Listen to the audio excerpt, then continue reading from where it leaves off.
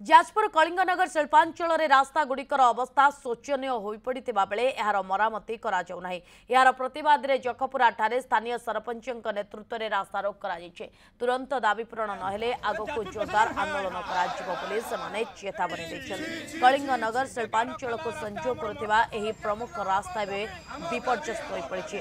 खालखमा भर्ती यह रास्ता पलटि मरण जनता एजू अंचल घटुची अनेक छोट बड़ दुर्घटना। रास्ता मरामती बारंबार दाबी सत्वे कौन सुफल मिलू आंदोलन को ओह्लाई स्थानीय बासिंदा। दुख लगुच आमको जखपुरा कलिंगनगर माने सारा ओडिशार अधा कहले कलिंगनगर लोक समस्त जानी किंतु आज जखपुरा ये अवहेलित गोटे कलिंगनगर मेन पार्ट गोटे मेन इंडस्ट्रियल हब जोटा कहती 10-10टा ये शिल्प गढ़ी उठी।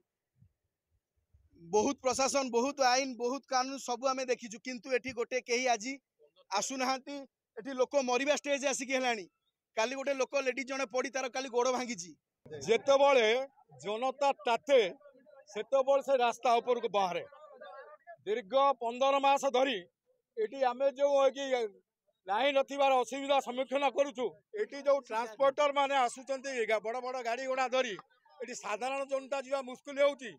अनेक एक्सीडेंट ये घटीगला आंबुलांस ये पेसेंट नहीं कि कष्ट हो जहाँकि पानी कोई डुबुरी बुलिकी जाऊँच